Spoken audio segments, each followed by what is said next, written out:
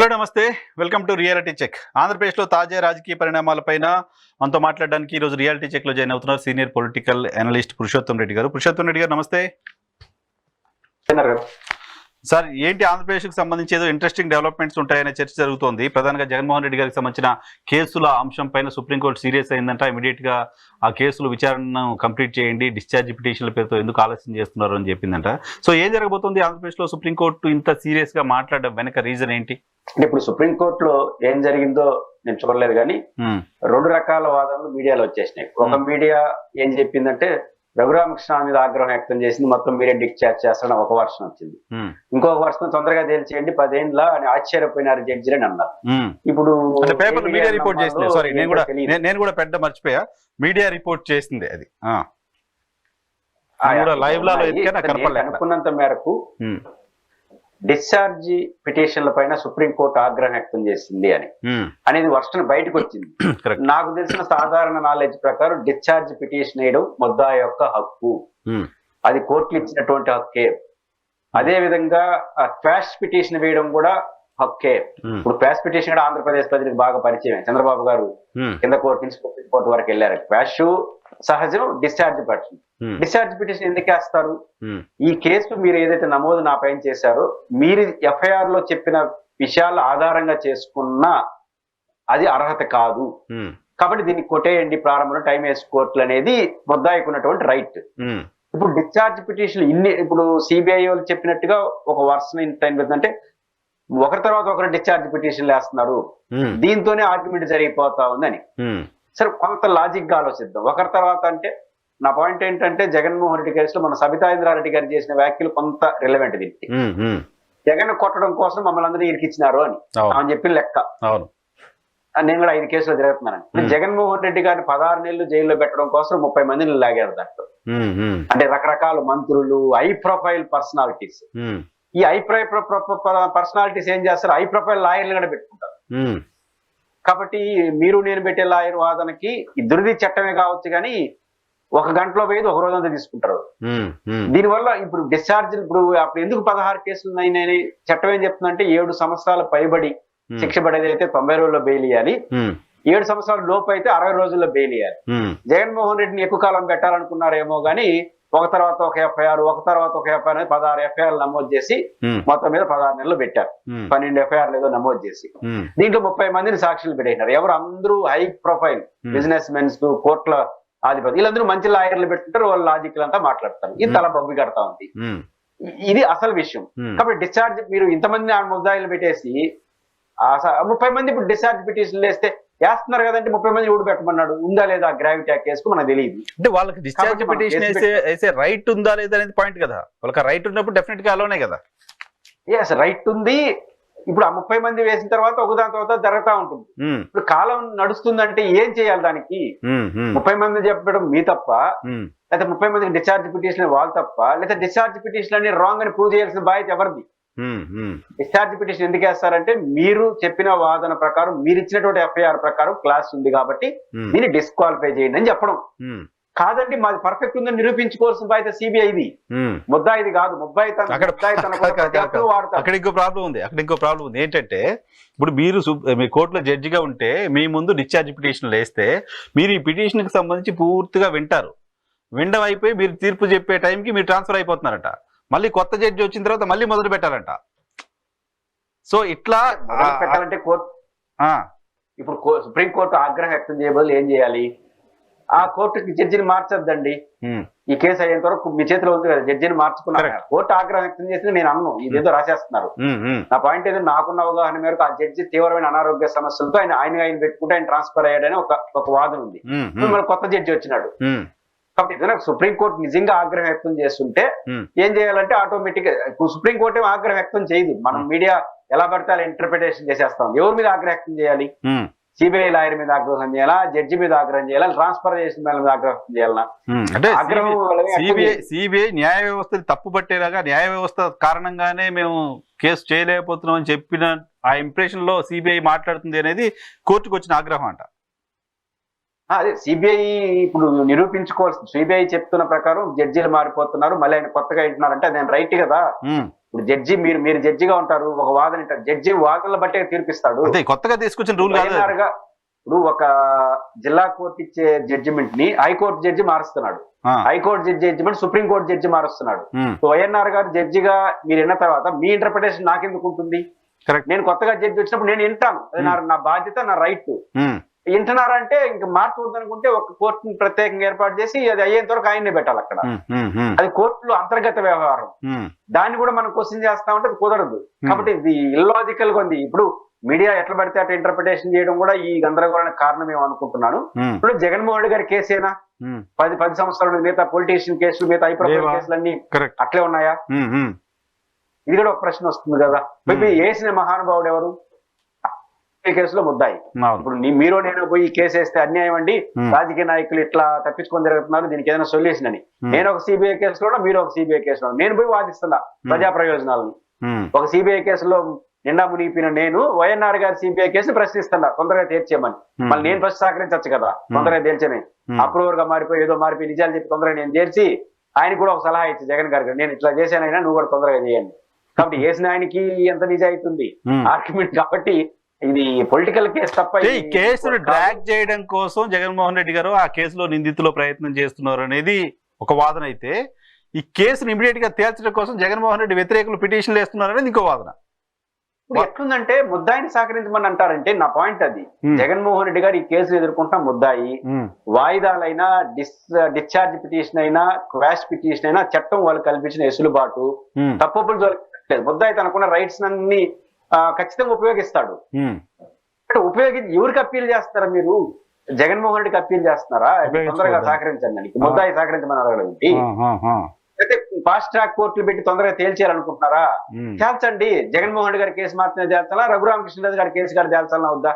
ఆయన కూడా ఏదో సిబిఐ కేసు ఉన్నాయి ఈ బ్యాంక్ ఎగ్గోటా వాటిల నుంచి. అందరికీ వర్తించాలి. నేను అంటుందంటే ఫాస్ట్ ట్రాక్ కోర్టు రమణ గారు ఉన్నప్పుడు అనుకుంటా చీఫ్ జస్టిస్ గా 6 months తేల్చేయండి పొలిటీషియన్ కేసులన్నీ. 6 months ప్రజాప్రతినిధులపై కేసులన్నీ 6 నెలల్లో తేల్చేయండి, ప్రత్యేక కోర్టులు పెట్టండి, ప్రతి జిల్లా స్థాయిలో పెట్టండి, రాష్ట్ర స్థాయిలో పెట్టండి, సపరేట్ బడ్జెట్లు ఇవ్వండి రాష్ట్ర ప్రభుత్వాలకి చెప్పారు. నాకు తెలిసి ఒక్క చోట కూడా ఎక్కడ కోర్టు పెట్టడానికి వారికి కూడా ఇబ్బంది ఉంది. నేను చిన్న కేసుల్లో పొలిటికల్ కేసులు అంటే ధర్నాలు వీటిలో గతంలో 5 ఏళ్ల క్రితం అటెండ్ అయ్యాను. అటెంప్ట్ మర్డర్ కేసు సహజంగా అలవాటే, బెయిల్ ఇవ్వకూడదంటే అటెంప్ట్ మర్డర్ కేసు పెట్టేయడం. ఇది మళ్ళాంటి జనరల్ పొలిటికల్ కేసుల్లో కూడా నేను ఒక 5 ఏళ్ళు తిరిగినాను. ఇది విద్యుత్ పోరాటంలో 5 ఏళ్ల తర్వాత కేసు కొట్టేసినారు. ఈ 5 ఏళ్ళు జరిగిన పరిణామం ఏంటంటే పిలవడం, 1 2 3 4 లెక్కేయడం, వాయిదా వేయడం. ఇదే జడ్జి పని. మళ్ళీ ఏమన్నా ఇంకేం పని లేదా అనుకుంటే తీరా చూస్తే నాకు వాయిదా వేయలేకపోయినా సైన్ సరిపోతా ఉంది.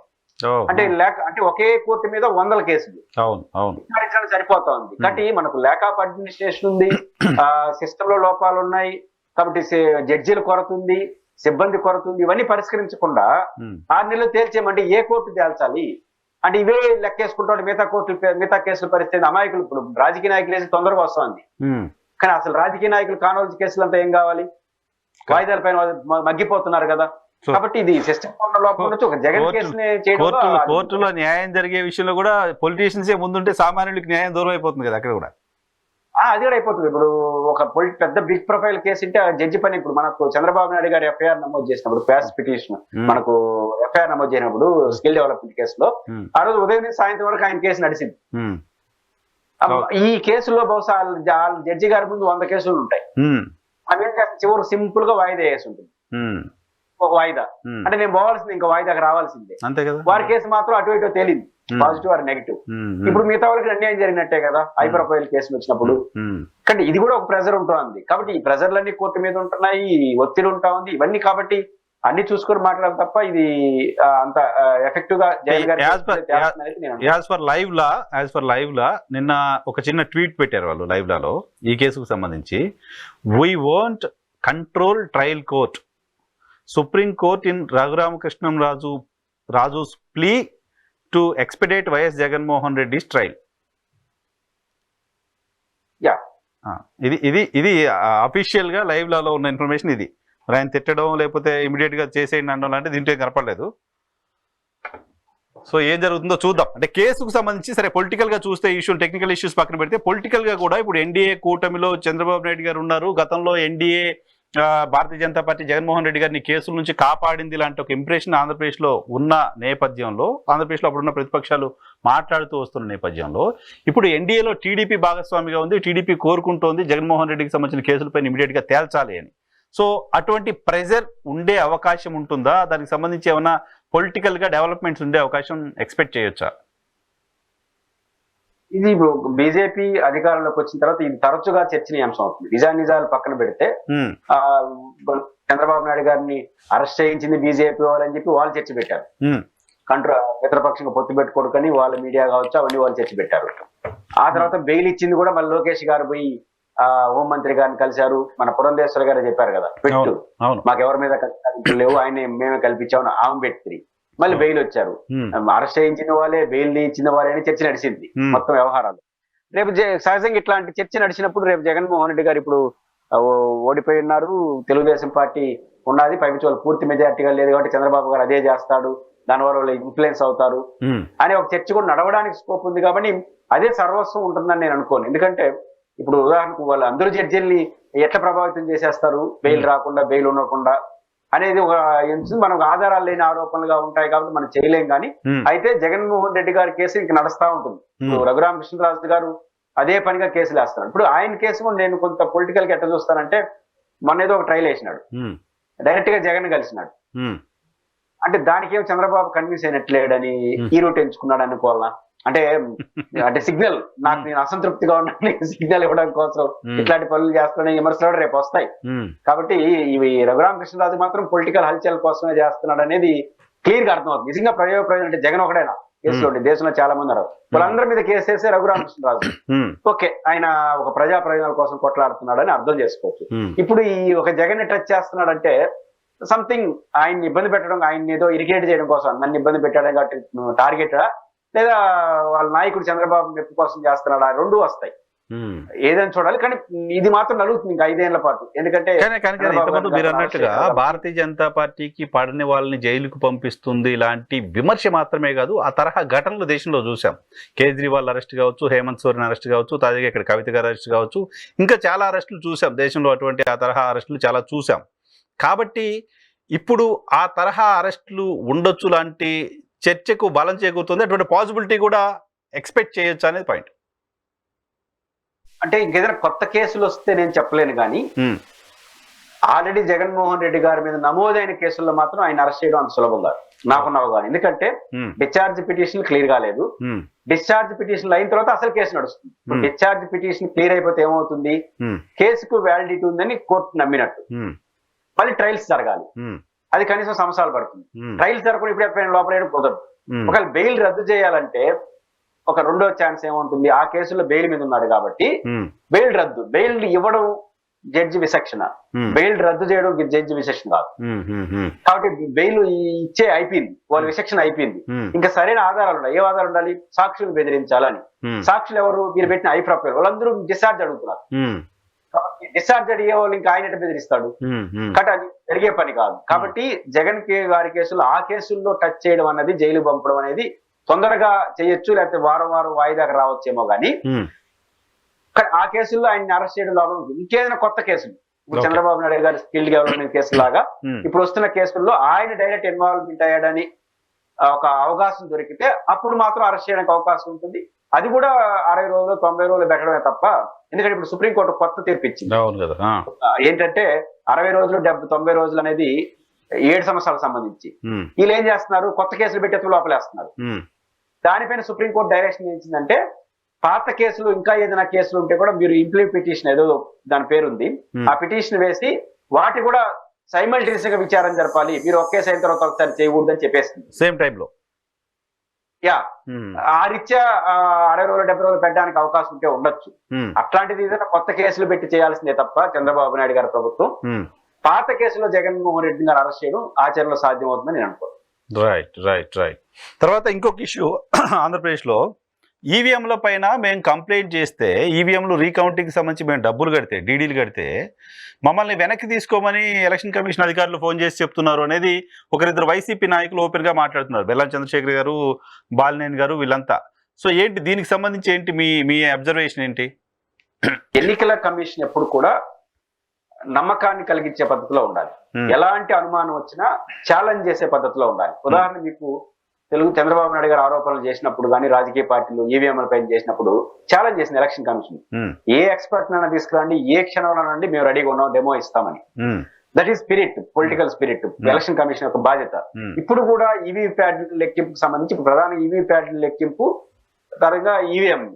ఇప్పుడు మన బాలినేని శ్రీనివాసరెడ్డి గారు 4, 5, 10 ఈవీఎంలు అడుగుతున్నాడు. ఎవరైనా అడిగితే దానికి ఏదో 40,000 రూపాయలు ఎంతో అమౌంట్ కట్టాలనుకుంటా ఒక ఈవీఎంలకి. ఆ ఈవీఎం కడితే ఆ ఈవీఎంలు లెటర్ ఈవీ ప్యాడ్లు 2 లెక్కేయాలి. ఆయన ఒక 5, 10 కట్టినాడు, 5 లక్షలు ఎంతో కట్టినట్టున్నాడు. కట్టాడు కాబట్టి అవి లెక్కేయాలి. లెక్కేయాలి తేడా వస్తే మొత్తం సమస్య వచ్చేస్తుంది, గందరగోళం అయిపోతుంది. అంటే ఈవీఎంలో ఉన్న ఓటింగ్ కి సంఖ్యకి తేడా వచ్చినా, ఓటింగ్ లో తేడా వచ్చినా, అభ్యర్థికి వచ్చిన పోలైన ఓట్లలో మొత్తం క్రైసిస్ లో పడిపోతుంది. ఇది ఒక సమస్య. అయితే ఎలక్షన్ కమిషన్ వ్యవహార శైలి పైన ఒక్క అనుమానం అయితే నాకైతే, ఈవీఎంల మీద అనుమానం నాకు ఆధారాలు లేవు. ఫామ్ 20 మీరేడు ఒకసారి చూడండి, నాకు కనపడలేదేమో. ఫామ్ 20 ప్రకారం ఏంటంటే ఎలక్షన్ అయినటువంటి షార్ట్ పీరియడ్ లో రౌండ్ వారీగా ఏ అభ్యర్థికి ఎంత పోల్ అయినాయో ఆన్లైన్ లో పెట్టేవారు. మీరు 2019లో లెక్కలు తీసుకుని రాళ్ళు ఆన్లైన్ లో కనపడుతుంది. నేను మీ ఇంటర్వ్యూ ఉందని చూసి ఇప్పుడు చెక్ చేశాను. ఫామ్ 20 త్వరగా పెట్టలేదు. గత చరిత్రను మనం పరిశీలిస్తే 1 నెలలో పెట్టేస్తారని ఒక సాంప్రదాయం. అంటే మనకు 4వ తేదీ రిజల్ట్స్ వచ్చింది, ఈ రోజు 4 అంటే ఈ రోజు 2 నెలలు అయిపోయింది. మామూలుగా అయితే 1 నెలలోనే ఫామ్ 20 ప్రకారం. ఇది ఆంధ్రప్రదేశ్ కాదు, దేశం అంతా పెట్టలేదు, నాకు కనపడలేదు. ఇప్పుడు నేషనల్ ఏజెన్సీ ఒకటి ఎలక్షన్ రోజు మీరు చెప్పిన ఓట్లకు కౌంటింగ్ రోజు వచ్చిన ఓట్లకు తేడా ఉంది అని చెప్పింది, based on election commission website లో ఇన్ఫర్మేషన్ బేస్ చేసుకునే కదా. కానీ ఫామ్ 20 నాకు కనపడలేదు. ఇప్పుడు లేటెస్ట్ గా ఫామ్ 20 ప్రకారం రౌండ్ల వారీగా ఏ పార్టీకి ఎన్ని ఓట్లు వచ్చినాయి అనేది ఫామ్ 20 చెప్తుంది. 2019 ఫామ్ 20 అందుబాటులో ఉంది. ఇప్పుడున్న లేటెస్ట్ 2024 ఫామ్ 20 నాకు కనపడలేదు. మీ ఇంటర్వ్యూకి వచ్చే ముందు చెక్ చేస్తే అది నిజమా మీరు కూడా చూడండి. మరి ఎందుకు ఆ గోప్యత, అనుమానాలు తావిస్తుంది కదా. ఫామ్ 20 ఎందుకు ఇంకా ఫైల్ మనకు ఆన్లైన్ లో పెట్టలేదు? అప్పుడు ఈవీఎంలకు వచ్చినటువంటి ఓట్లకి ఈవీ ఫ్యాడ్లకు వచ్చిన వాటి తేడా కనిపెడతారని, లేకపోతే ఇంకా గందరగోళం ఉంది. కాబట్టి ఈవీఎం లో వచ్చినటువంటి ఓట్లకి ఈవీ ఫ్యాడ్ లో వచ్చిన దానికి తేడా ఎంత ఉంది? ఇప్పుడు 10 బాలినేని గారు అప్లై చేశాడు, ఒకవేళ తేడా కానంటే 5 లక్షలు వాళ్ళకి ఇచ్చేవాళ్ళట. అప్లై చేసిన వాళ్ళకి తేడా లేకపోతే సమస్య వస్తుంది. ఇప్పుడు 5లో 10లో తేడా వస్తే మొత్తం లెక్కించాలని ఛాలెంజ్ చేయడా, మొత్తాన్ని లెక్కేసి తేడా వస్తే మళ్ళీ ఎలక్షన్ పెడతారా, దీన్ని బట్టి నిర్ణయిస్తారా, ఏం అర్థం కావట్లేదు. కాబట్టి ఖచ్చితంగా ఆంధ్రప్రదేశ్ లో ఇది ఒక బలమైన సమస్యగా మారే అవకాశం ఉంది. దీన్ని 1, 2 ఇప్పుడు బాలినేని గారు సంథింగ్ ఎక్స్ నో విత్డ్రా చేసుకోమని అడుగుతున్నారు, డబ్బులు కావాలంటే మేము ఇచ్చేస్తామని అంటున్నారు అనేది చర్చ నడుస్తుంది. అది నిజమో కాదో తెలియదు, ఆధారాలు లేదు. బెల్లాన చంద్రశేఖర్ గారు ఓపెన్ గా మాట్లాడారు మీడియాతో, విజయనగరం ఎంపీ ప్రయారిటీ వస్తుంది. ఇప్పుడు ఎలక్షన్ కమిషన్ దీన్ని ఛాలెంజ్ గా తీసుకొని ఇప్పుడు జగన్మోహన్ రెడ్డి గారు ఎన్నికల రిజల్ట్స్ వచ్చిన రోజు ఏం మాట్లాడినాడు? డైరెక్ట్ గా మాట్లాడలేదు, కానీ ఇది పెద్ద పెద్ద ఆధారాలు లేవు, ఏం జరిగిందో తెలియదు, అనుమానాలు ఉన్నాయి, ఏమీ చేయలేను అన్నాడు. అది బాగా ప్రజల్లోకి వెళ్ళిపోయింది. అది పరోక్షంగా మాట్లాడి ప్రజలే ఉంటారు, ఈవీఎం మోసం జరిగిందని ప్రజలు అనుకుంటున్నారు కొంతమంది. ఇప్పుడు ఛాలెంజ్, ఇప్పుడు ఈ అవకాశాన్ని నిజంగా చంద్రశేఖర్ రెడ్డి గారు కానీ బాలినేని గారు చెప్పినట్టుగా ఏదైతే ఒత్తిడి చేస్తున్నారో, ఒత్తిడి చేయకుండా నిరూపించి ఏది జరగలేదనడానికి ఇది ఒక మంచి అవకాశం ఎలక్షన్ కమిషన్. కరెక్ట్. ఇద్దరిని కానీ ఛాలెంజ్ గా తీసుకొని ఆ 10 మందో 5 మందో బూతులు లెక్కేసుకొని ఈవీఎంలు ఎస్ కరెక్ట్ గా ఉందని నిరూపించేశారు అనుకోండి, జగన్ గారిని చేసిన అనుమానం ఈ రోజుతో ముగిసిపోతుంది. అట్లాగాని వాళ్ళు విత్డ్రా చేసుకున్నా, ఏ కారణం వృత్తే విత్డ్రా చేసుకున్నా, వాళ్ళు ఒత్తిడా లేకపోతే సొంత కారణం విత్డ్రా చేసుకున్నా, ఇది 29, 24 వరకు 29 వరకు నలుగుతుంది. జగన్ గారికి ఇది ఒక ఆయుధంగా మారిపోతుంది. ఎస్ మా వాళ్ళని కూడా ఒత్తిడా చేసుకున్నారు అంటే అర్థం ఏంటంటే ఏదో జరిగిందని, జరగకపోయినా కూడా జరిగిందని వచ్చే చర్చ వచ్చేస్తుంది. కాబట్టి ఇది ఒక మంచి అరుదైన అవకాశం వాళ్ళిద్దరికి సంబంధించి. తీసుకోండి, లేదని నిరూపించండి, మొత్తాన్ని ముగింపు పలికేయండి. నిజానికి ఇది ఎలక్షన్ కమిషన్ క్రెడిబిలిటీ నిరూపించుకోవడానికి వచ్చిన అవకాశం. ఎలక్షన్ కమిషన్ రిజల్ట్సే కాదు, తెలుగుదేశం కూడా ఆశించాలి దీన్ని. అవును, తెలుగుదేశం కూడా ఆశించాలి. తెలుగుదేశం పార్టీ కూడా పరోక్షంగా ఆ 2-3 తొందరగా తేల్చి ముగించేశారు అనుకోండి, అది చూడు తేల్చేయమని చెప్తారు. చంద్రబాబు గారి బాధ్యత, తెలుగుదేశం బాధ్యత నేను అన్ను, కానీ వాళ్ళు కోరుకోవాలి. లేకపోతే ఈవీఎంల ముఖ్యమంత్రి ఈవీఎం రోజు మాట్లాడతారు. అవును, ఇది ఇక్కడ కనుక తేల్చి క్లారిటీ వచ్చేస్తే వాళ్ళకి కూడా క్లీన్ చిట్ వచ్చినట్టు ఉంటదిగా. అదే తెలుగుదేశం పార్టీ ఆశించాలి, ఇది తేల్చాలని ఎలక్షన్ కమిషన్ చేయాలి. Election commission credibility, Telugu Desam party రాజకీయ సమస్య అనేది వాళ్ళు తెలుసుకుంటే మంచిది. ఓకే. ఈ అధికారులు ఫోన్ చేసి విత్డ్రా చేసుకోమని చెప్తున్నారు అంటే ఎవరి వైపు నుంచి ప్రెజర్ ఉండే అవకాశం ఉంటుంది వాళ్ళకి మామూలుగా పొలిటీషియన్ ఎలక్షన్ కంటెస్ట్ చేశాడు, ఆయన అప్లై చేశాడు, ఆయన డబ్బులు కట్టాడు. ఆఫీసర్లు చేయాల్సిన పని ఏంటి? యాజ్ పర్ సిస్టమ్ అది ఎలా ఉందో అలా కౌంట్ చేసి వదిలేయాలి. కానీ ఫోన్ చేసి మీరు విత్డ్రా చేసుకోండి అని చెప్తున్నారు అంటే వాళ్ళని అలా మోటివేట్ చేసింది ఎవరు? వాళ్ళకి ఆ రకమైన డైరెక్షన్ ఇచ్చింది ఎవరు? ఎవరికి వాళ్ళుగా డెసిషన్ తీసుకోరు కదా. ఫస్ట్ ఈవీఎం ప్యాడ్ లో మనకున్న సిస్టమ్ ఒక లోపం ఉంది. నాకు ఇప్పటికీ డౌట్ ఏంటంటే మీరు చెప్పాలి, ఈవీఎం ప్యాడ్ లో ఈవీఎంలకి మధ్య మీరు ఈవీఎంలతో గెలిచారు రిజల్ట్స్ తో ఒక 10,000 మెజార్టీ వచ్చింది. ఇప్పుడు ఈవీఎం ప్యాడ్ లో 5 మందిలో తేడా వచ్చింది అనుకోండి, నాకు నేను అన్నిటికీ అప్లై చేస్తాను, మళ్ళీ అన్నిటికీ లెక్క చేశారనుకోండి, అప్పుడు మీకన్నా 500 ఓట్లు నాకు ఎక్కువ వచ్చాయి ఈవీఎం ప్యాడ్ లో. అప్పుడు ఏం చేయాలి? నాకు తెలిసి రూల్స్ లేవు, నాకు కనపల్లా. ఓహో, రీకౌంటింగ్ అంటారు దీన్ని, క్రాస్ చెకింగ్ అంటాం. ఇప్పుడు క్రాస్ చెకింగ్ ఈవీఎంలకి ఈవీఎం ప్యాడ్లకి. ఈవీఎం ప్యాడ్ లో మీరు లెక్కేస్తే ఈవీఎంలకి ఒక తేడా, ఒక 2,250 ఓట్లతో మీరు గెలిచారు. ఈవీఎం ప్యాడ్ లెక్కేస్తే 350 ఓట్లు నాకు ఎక్కువ వచ్చినాయి అనుకుందాం. అప్పుడు రిజల్ట్స్ మార్చే వల్ల మళ్ళీ ఎలక్షన్ పెట్టాలా? ఎలక్షన్ కమిషన్ గైడ్ లైన్స్ లేదా? అది నాకు కనపడలేదు, నేను ఇంకా స్టడీ చేయాలి, నాకు కనపడలేదు, అర్థం కాలే నాకు. అంటే దేశంలో అయితే జరగల. మాకు ఇక్కడ తెలంగాణలో ధర్మపురి ఎలక్షన్ పోయినసారి అట్లా జరిగితే అడ్లూరు లక్ష్మణ్ గారు కాంగ్రెస్ నుంచి కంటెస్ట్ చేశారు, కొప్పులీశ్వర్ గారు మంత్రిగా పనిచేశారు. ఆయన 250 ఓట్లతో ఎంతో గెలిచారు. ఆయన రీకౌంటింగ్ కోసం 5 సంవత్సరాలు పోరాటం చేశారు. చివరికి రీకౌంటింగ్ చేయడం కోసం ఆ గోడౌన్ దగ్గరికి వెళ్తే ఆ గోడౌన్లో వాటర్ వచ్చినాయి, ఈవీఎంలు పాడైపోయినాయి, ఏదో చెప్పారు. అది జరగల పాపం, మనం గెలిచారు మళ్ళీ ఆయన లక్ష్మణ్ కుమార్ గారు. సో నిజంగానే అది జరిగితే ఏంటి అనేది ఎలక్షన్ కమిషన్ కి ఇప్పుడు ఏమవుతుంది? పెద్ద అవదు.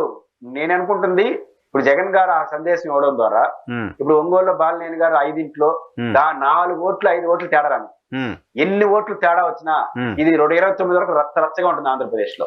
దేశవ్యాప్తంగా చర్చ ఉంటుంది. సేమ్ టైం యాజ్ ఈజ్ గా ఉంటే, పర్ఫెక్ట్ గా ఉంటే అది టీడీపీకి అస్త్రంగా మారిపోద్ది. వైసీపీ నోర్లు మూతపడతాయి, అప్పుడు నోరు మూతపడుతుంది. కానీ తెలుగుదేశం పార్టీ ఆశించాలి, కోరుకోవాలి, తొందరగా తేల్చేసి ఇది ఏమీ లేదని నిరూపితారు. లేకపోతే వాళ్ళు ఖచ్చితంగా అన్ని, ఇప్పుడు ఇవి నాకున్న సమాచారం ప్రకారం, నేను ఆధారాలు చెప్పలేను కానీ ఇప్పుడు వైసీపీ ఆఫీస్ నుంచి ఇప్పుడు అలర్ట్ అవుతున్నారు.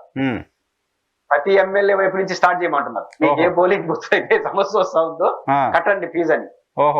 ఉదాహరణకు బీజేపీ ఎమ్మెల్యే గెలిచాడు కదా అనంతపురంలో, ఒక వార్డులో ఒక ఓటు, అట్లాంటి చోట కట్టండి అని ఇప్పుడు ప్రతి ఎమ్మెల్యేని కట్టమంటున్నారు. మీకు అనుమానం వచ్చిన పోలింగ్ బూత్ల్లో కట్టండి అని.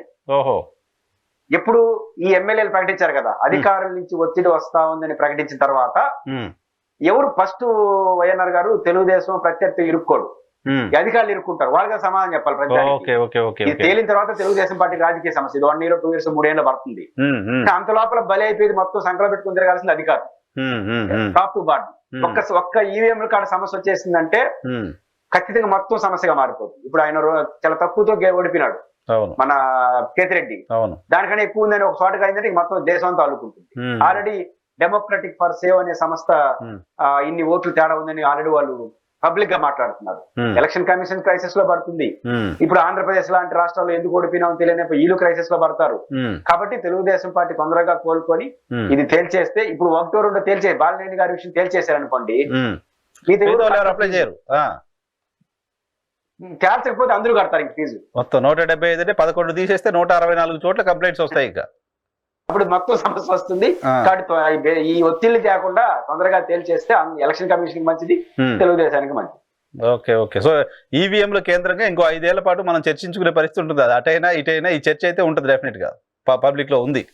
ఏమీ లేదని తేల్చేస్తే ఉండదు. అప్పుడు ఈవీఎంల పేరుతో ఓడిపోయావంటూ డ్రామాలు చేసిన వైసీపీ అని టీడీపీ 4 ఏళ్ళు దాన్ని వాడుతుంది కదా. టీడీపీకి ఛాయిస్ ఉండదు, ఎందుకంటే బాధితుడు కాదు కదా. ఇంక వీళ్ళు మాట్లాడేదానికి అవకాశం ఉండదు. మాట్లాడితే అలా తేల్చారు కదా, ఇంకెందుకు మాట్లాడతారు అంటారు. కానీ వైసీపీకి కానీ మీరు ఛాన్స్ ఇచ్చారంటే వాళ్ళు 29 వరకు రాజకీయం చేస్తారు. ఓకే. సో అయితే వైసీపీ ప్లాన్ ఇది అనమాట, మొత్తం అన్ని చోట్ల అప్లై చేయాలనేది వైసీపీ ప్లాన్ కనపడుతుంది. ఇంట్రెస్టింగ్ గానే చేస్తారు. ఇప్పుడు ఇట్లాంటి బెదిరింపులు వచ్చిన తర్వాత ఎందుకు చేయరు? కరెక్ట్. ఏముంది, ఒక 5 లక్షలు 10 లక్షలు పెట్టి ఇక డౌట్ ఉంది దగ్గర. అంటే చాలా మందికి ఏమంటారు, అరే అది మా ఊరు, మా బూతు, అక్కడంతా మేమే ఉన్నాం, మాకు ఓట్లు పడలేదు అని అనుమానం ఉంటాయి కదా. వాటన్నిటిని క్లారిఫై చేసుకునే ప్రయత్నం డెఫినెట్ గా అందరు చేస్తారు. ఖచ్చితంగా చేస్తారు కదా. సో చూడాలి, ఈవీఎంల చర్చ ఇంకొంతకాలం ఉండేట్టుంది. సో విశాఖపట్నం ఎమ్మెల్సీ ఎలక్షన్ కూడా చాలా సీరియస్గా వైసీపీ తీసుకున్నట్టు కనపడుతుంది. యాక్టివిటీ చూస్తే జగన్మోహన్ రెడ్డి గారు కంటిన్యూస్గా నియోజకవర్గానికి సమావేశాలు పెట్టడం, అది సేమ్ టైం కూటమి అక్కడ అభ్యర్థిని పెట్టడాన్ని కూడా ఆయన తప్పుపడుతున్నారు. ప్రజాస్వామ్యంలో 10 ఓట్లున్నా 5 ఓట్లున్నా ఎవరైనా పోటీ చేస్తారు కదా, అసలు కూటమి పోటీ పెట్టడం ఏంటి అనేది జగన్మోహన్ రెడ్డి గారు ఎలా తప్పుపడతారు? దాన్ని ఎలా చూడాలి? జగన్మోహన్ రెడ్డి గారు ఈ ఎన్నికల్ని ద్విముఖ వ్యూహంతో వెళ్తున్నాడు. ఓడినా గెలిచినా పై చేయి సాధించాలనుకుంటాడు. గెలిచాడు అనుకోండి, గెలవడం కూడా సహజమే, ఎందుకంటే 400 మెజారిటీ ఉంది వాళ్ళు. 415 ఖచ్చితంగా మళ్ళీ పుంజుకుంటాం వైసీపీ అని. పుంజుకునేది ఏమి ఉండదు, ఎందుకంటే అది ఫిక్స్డ్ ఓట్లు. కానీ ఒక నైతికమైన స్థాయిని వచ్చేస్తుంది కార్యకర్తల్లో. ఇది ఫస్ట్ పాయింట్. ఓడిపోయినారు అనుకోండి, కనీసం 300 మంది నీ పక్క నుంచి వాళ్ళు లాగాలి. అది కొంచెం భారీ టాస్క్. లాగినారనుకోండి, డబ్బులు, అధికారం, ఇవన్నీ ఒకటి జరిగినా, ఒక చోట గొడవ జరిగినా మొత్తం ఇట్లా చేశారని చెప్పి వస్తుంది. కాబట్టి జగన్మోహన్ రెడ్డి గారు ఓడినా పై చేయి సాధించాలి రాజకీయంగా, గెలిచినా సక్సెస్ అవ్వాలని టార్గెట్ వెళ్తాడు. అది మంచి పాలిటిక్స్, నేను కాదన్ను. అయితే జగన్మోహన్ రెడ్డి గారు 2 రకాల లోపాలు కనిపిస్తాయి నాకు. ఒకటి, మీరు ప్రస్తావించినట్టు పోటీ పెట్టకూడదు అనేది కరెక్ట్ కాదు, అది నైతిక సంబంధించింది కాదు. నీ పార్టీ ఎమ్మెల్సీ గెలవడం నాకు ఇష్టం లేదు, ఒక రాజకీయ ప్రత్యర్థి నేను, నా ఓట్లు నేను వేసుకుంటాను. వాళ్ళు ఇతరుల ఎమ్మెల్యేలు, ఇతర ఓటర్లని ప్రలోభ పెట్టి లాగడం అనేది అనైతికం. దాన్ని క్వశ్చన్ చేయండి, దానిపైన పోరాడండి. అసలు పోటీ చెప్పండి, వాళ్ళు 200 ఓట్లు మీకు ఎందుకు వేయాలి, మేమే వేసుకుంటాము, నా 200 ఓట్లు నేను వేసుకుంటాను అనే. ఇప్పుడు మనం ఆ మాటకు వస్తే 23 మంది ఎమ్మెల్యేలు తెలుగుదేశం పార్టీ ఉన్నప్పుడు ఎమ్మెల్సీగా ఈ పోటీ పెట్టకూడదు కదా. 6వ అభ్యర్థిని నాకు తెలిసి అందరి దగ్గర గెలిచారు కదా, మనం పెట్టాం కదా. అప్పుడేమంటారు, వాళ్ళ నుంచి ఆల్రెడీ దూరం అయిపోయారు, మా పార్టీలో చేర్చుకోలేదు కానీ 4 దూరం అంటారు. మరి ఇప్పుడు కూడా కొంతమంది దూరం అవుతున్నారు కదా.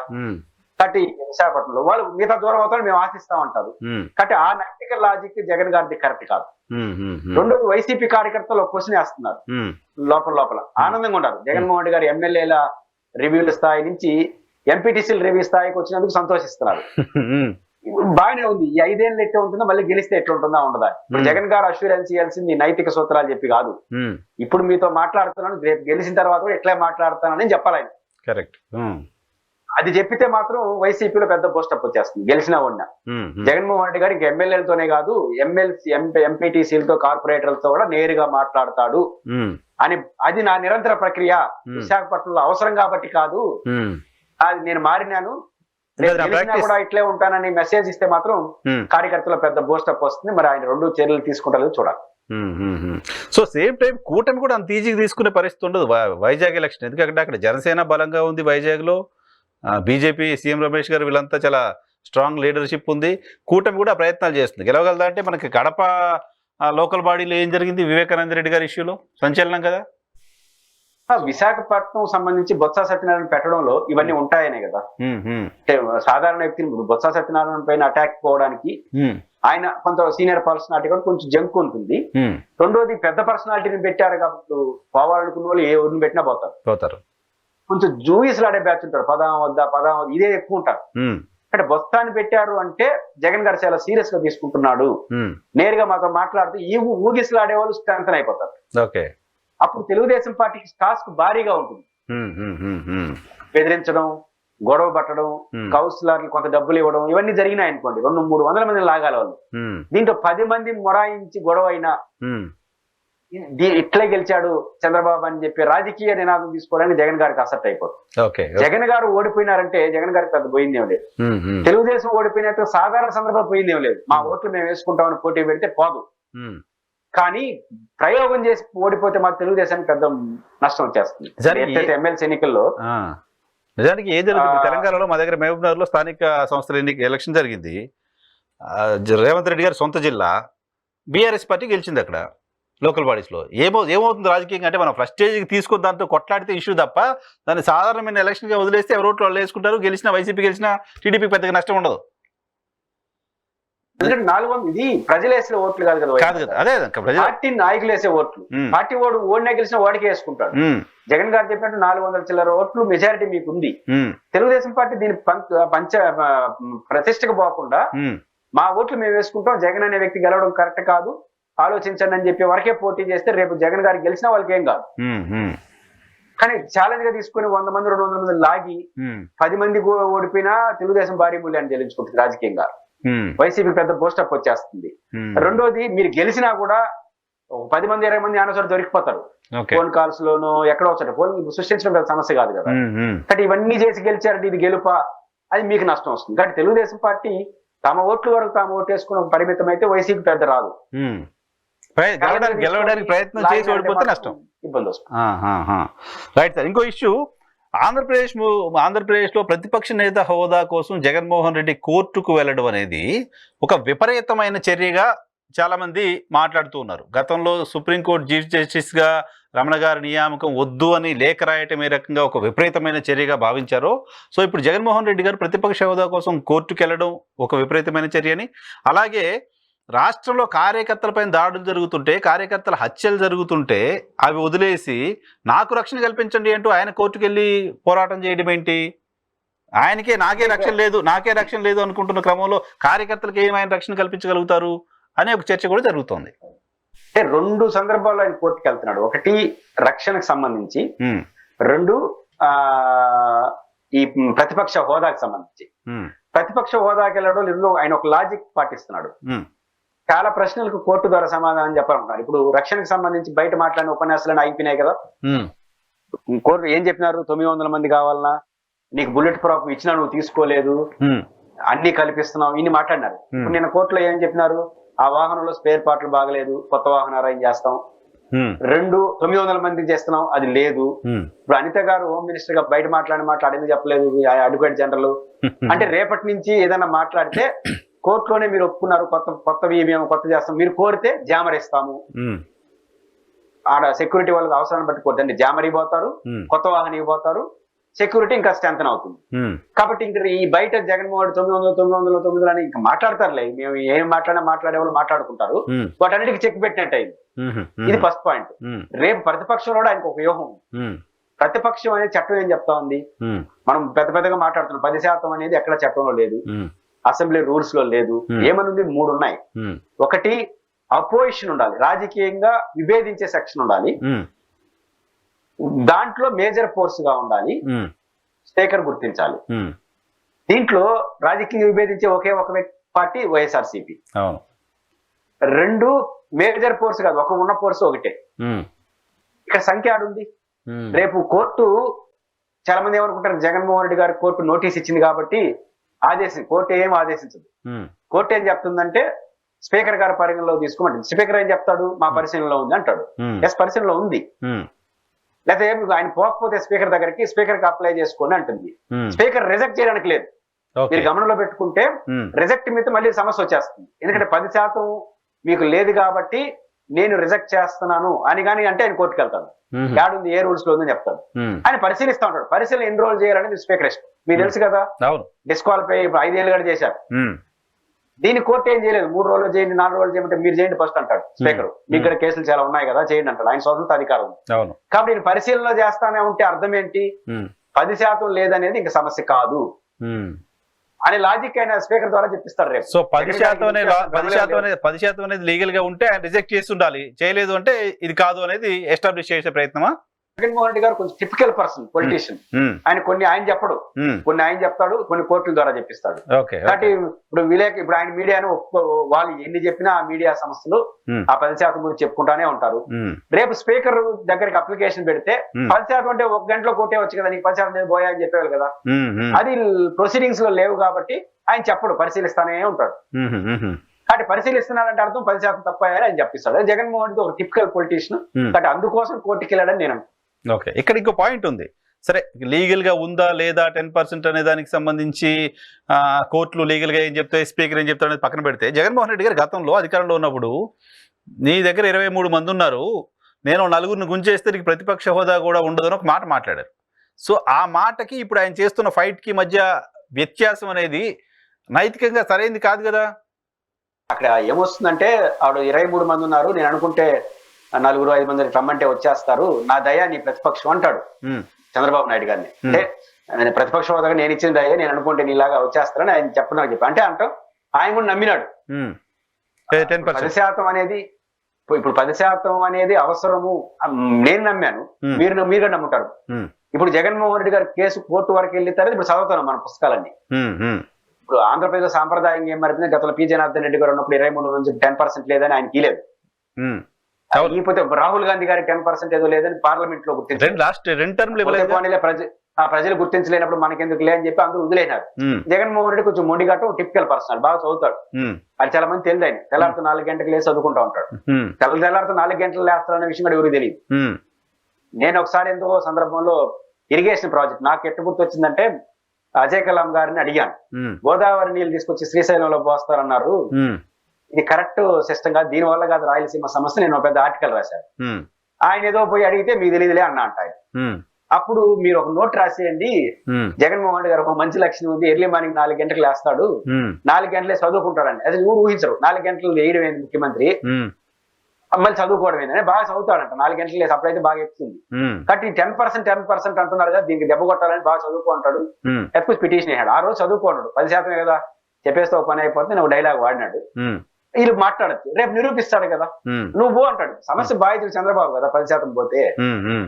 కాబట్టి ఆయన టిపికల్ పొలిటీషియన్ అనేసి, కాబట్టి ఆయన 10% అనేది కాదు, మీరు ఈపినా పర్వాలేదు, 10% కాదని నిరూపించదలుచుకోవాలి. అది కోర్టు ద్వారా చేస్తే బాగుంటుందని ఆ పని ఎత్తుకున్నాడేమో అనిపిస్తుంది. ఓకే, ఇది రక్షణకు సంబంధించిన అంశంలో అసలు కార్యకర్తలు ఇబ్బందులు పడుతుంటే ఈయన రక్షణ గురించి అడుగుతున్నారు అనే పాయింట్ కి కూడా, సో అంటే ఆయన భద్రత కోసం ఇంతమంది పెడుతున్నారు అనేది కాదు అని చెప్పించడం ఒక ఉద్దేశం ఓకే. కానీ కార్యకర్తల పాయింట్ ఆఫ్ వ్యూలో నాయకుడే నాకు భద్రత లేదు అని ఆందోళన చెందుతూ ఉంటే మన పరిస్థితి ఏంటి అనే ఒక చర్చ ఉండదు. విషయంలో అది రాకపోవచ్చు అనుకుంటున్నాను. ఎందుకంటే సుబ్బారెడ్డి గారు ఆల్రెడీ కేసు వేస్తున్నారు. కార్యకర్తల మీద, ఆఫీసుల మీద దాడి చేస్తున్నారని ఆల్రెడీ 3-4 వారాలకో నెలకో నోటీస్ ఇచ్చింది. సుబ్బారెడ్డి గారు పార్టీ నాయకుడు పిటిషన్ వేస్తున్నాడు, అది నడుస్తుంది. కానీ ఇది అట్లా చూడరు. జగన్మోహన్ రెడ్డి గారిని ఏదో ఇబ్బంది పెట్టడానికి ప్రయత్నిస్తున్న మెసేజ్ వెళ్తుంది తప్ప, రెండోది మీరు చెప్పినట్టు సమాచారం తప్పు చెప్తారంట తప్ప, జగన్మోహన్ రెడ్డి గారు వెళ్ళడం ద్వారా ఇప్పుడు సాధారణ ఇప్పుడు నాకు తెలిసి అందరూ ఎమ్మెల్యేలు వరుస పెట్టి లెటర్లు పెడుతున్నారు, ఓడిపోయిన వాళ్ళందరూ మాకు భద్రత ఇవ్వాలని. అది రక్షణ కోసం భయంతో అనేది చూడరు ఎమ్మెల్యేలు వాళ్ళు పోవడానికి. ఒకరిద్దరు భయంతో కూడా పెట్టచ్చు. జగన్ గారు భయం కన్నా ఒక హోదా కదా, మాజీ ముఖ్యమంత్రి, ఒక లీడర్, 40% ఓటింగ్ లీడర్ కాబట్టి మాకు అన్యాయం, మా హక్కు అది. ఇప్పుడు చంద్రబాబు నాయుడు గారు ప్రతిపక్షం ఉన్నప్పుడు చాలా సార్లు కోర్టుకి వెళ్ళాడు కదా, Z+ కేటగిరీ సంబంధించి తగ్గించేస్తున్నారు. అట్లా చూస్తారు తప్ప, జగన్మోహన్ రెడ్డి గారి కేసుని ఆ రూట్ లో చూస్తారు తప్ప, ఆయన భయపడితే మా పరిస్థితి ఏందని మాత్రం చూడరు ఈ విషయంలో. ఓకే. చివరిగా ఇప్పుడు సునీతారెడ్డి గారు నిన్న వెళ్ళి హోంమంత్రి గారిని కలిశారు. మరి ముఖ్యమంత్రి గారు కూడా కలుస్తారన్నారు, కలిసారో లేదో నాకు తెలీదు. ఆమె అయితే వెళ్ళారు అక్కడికి. తర్వాత నిన్న కడప ఎస్పీ గారిని కూడా కలిశారు. సో వివేకానంద రెడ్డి గారి కేసుకు సంబంధించి కూడా ఇంట్రెస్టింగ్ డెవలప్మెంట్స్ ఏమైనా ఎక్స్పెక్ట్ చేయొచ్చా? అయినా అది సిబిఐ పరిధిలో ఉంది, మరి ఇక్కడ వీళ్ళు స్టేట్ గవర్నమెంట్ ఏం చేస్తుంది అనేది చూడాలి. అంటే సిబిఐ కేసు ఇది, సిబిఐ నడుస్తుంది. ఈ ఎవరైనా కోరుకోగలిగింది ఏంటంటే తొందరగా ముగించండి అని. మీరు చెప్పదలుచుకుంది ఏదో తొందరగా విచారణ పూర్తి చేయమని. ఇప్పుడు సహకరించలేదంటే సిబిఐ చెప్పాలని. ఇప్పుడు వారు హోంమంత్రి, ఇప్పుడు ఆంధ్రప్రదేశ్ హోంమంత్రి ఈ విషయంలో ఏం చేయగలరు?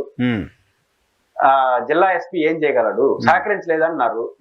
సహకరించకపోతే ఆయన ఏం చేస్తారు? సహకరించలేదు వాళ్ళు అడిగితే చెప్తారు సమాధానం. అంటే జిల్లా ఎస్పీ చేసే పని కాదు ఇది. ఇప్పుడు ఒకవేళ పోలీసు సిబిఐ మీద కేసు పెట్టకూడదా? పెట్టచ్చని లీగల్ అది.